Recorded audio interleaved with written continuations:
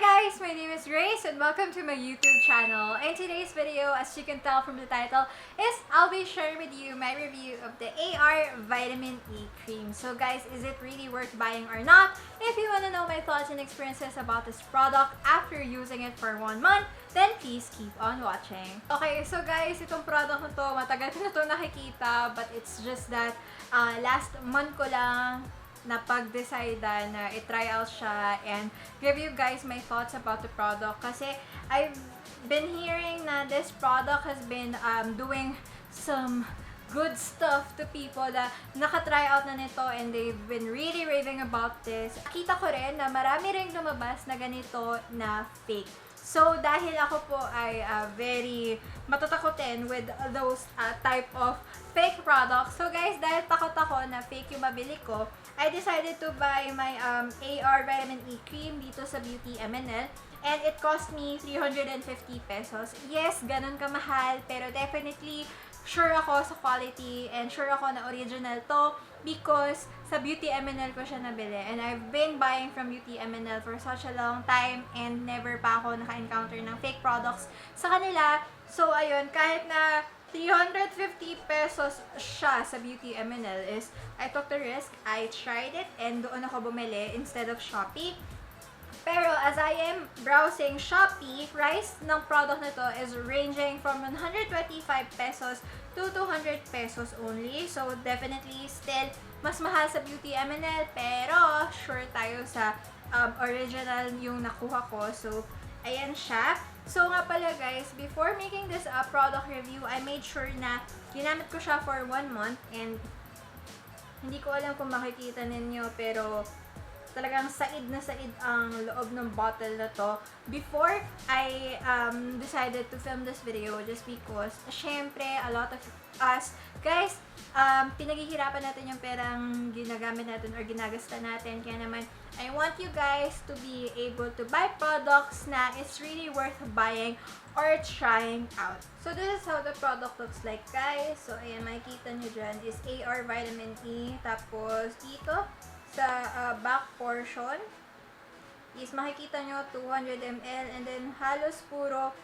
Thailand characters, tama ba? Thailand characters yung makikita nyo dito. Tapos meron din siyang manufacturing and expiration date. So maraming claims to product na to, pero ang una ko munang babasahin na claim is yung from description ng Beauty MNL. So according to Beauty MNL, this product protects the moisture barrier enriched with sunflower seed oil, vitamin E, beeswax, and other natural oils to help plump up the skin and restore its smooth, supple texture, easily absorbed, does not leave a greasy moisture, fights dryness and irritation, lightens dark circles, dark spots, and protects against UV rays. Although, wala ako nakikita dito nakalagay na SPF content niya, pero according to Beauty MNL, it helps protect against UV rays, and it is perfect for dry to sensitive skin. But according to Shopee, product claims nito according to Shopee sellers is it fights melasma, pecas, pimples, pimple marks, acne marks, dark spots, stretch marks, acne, oily and dry skin, black under eye, wow, peklat, scars, wrinkles, maitim na kilikili, at may itim na singit. So, as per making this video guys, and for the last months, ito yung masasabi ko sa inyo. So first off, hindi ko siya ginamit sa face ko. Natakot akong gamitin siya sa face ko. So I'm not gonna be able to tell with you guys or tell you na effective siya for pimples, pimple marks, acne marks, dark spots, and black under eye. Kasi never ko to ginamit sa face ko because I was scared.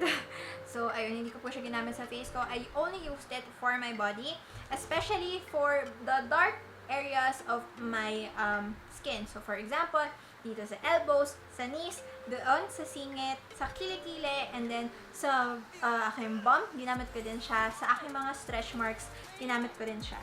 So, doon tayo mag-start with the stretch marks. So guys, meron akong stretch marks, and if you have been a long-time viewer of my channel, you would know na I used to be a lot bigger than I am right now. So, marami po talaga akong stretch marks, especially dito sa may aking braso, sa tiyan, saka sa likod ng legs ko. So, marami nakakapansin na marami akong stretch marks, especially sa likod ng legs ko. Kasi itong mga nakaraan, or madalas talaga is nakapalda ko. So, kitang-kita talaga na meron akong stretch marks. Although, wala naman akong actually care because it's part of my imperfections. I tried using it sa aking mga stretch marks since nakalagay nga dito sa Shopee na it is good for stretch marks. So guys, first off, sabihin ko na sa inyo, it did not change my stretch marks in any way. Kung ano yung state ng stretch marks ko nung una kong ginamit yung product up until now, after 1 month, is still ganun pa rin yung itsura ng mga stretch marks ko. So definitely, it did not lighten my stretch marks. Next is, it is good daw for dark spots or yung mga maitim na kilikili, maitim na singat. I'm not gonna lie with you guys, hindi po maputi ang aking kilikili, hindi po maputi ang aking singat, hindi na maputi ang aking puwet. So I've tried it to those dark parts of my body, and definitely guys, hindi rin na-lighten yung parts na yon, na kahit ginamit ko na siya twice a day doon sa mga parts na gusto ko matanggal yung mga imperfections ko. Definitely guys, after 1 month, never kung nakitaan ng improvement or nag-lighten yung mga parts na gusto kong mag-lighten up while using itong vitamin E cream. Although guys, during using the product for 1 month, definitely I would attest to the claim of it according to Beauty MNL na it is really easily absorbed by the skin. Hindi siya greasy. So, if you are the type of person na you don't use lotions on an everyday basis or seldom ka lang gumamit ng lotion because you feel like lotions gives you that greasy, sticky feeling, ito definitely I would recommend you guys to try this one out kasi mabilis talaga siya ma-absorb ng skin at saka hindi siya bigat sa feeling. So, hindi ko alam kung alam nyo yun. Pero diba minsan kasi may mga lotions na sobrang thick yung consistency nila na feeling mo, ang bigat-bigat nila, mararamdaman mo talaga na may nilagay ka na lotion. Pero when using this one, is malight lang siya and easily absorbed siya by the skin.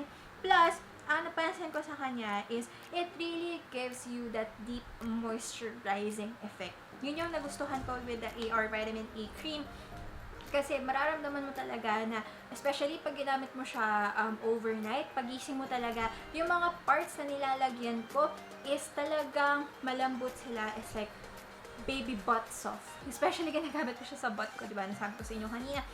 As in, malambot talaga. As in, parang walang mga bumps na mararamdaman. Tapos, parang really moisturized yung skin mo. Yun yung napansin ko at nagustuhan ko with the AR Vitamin E Cream. Tapos, ayun nga, especially if you have dry skin or you feel you have dry skin, na minsan, di ba, mararamdaman mo kapag ginanyan mo yung kuko mo, sa balat mo is magwa-white siya.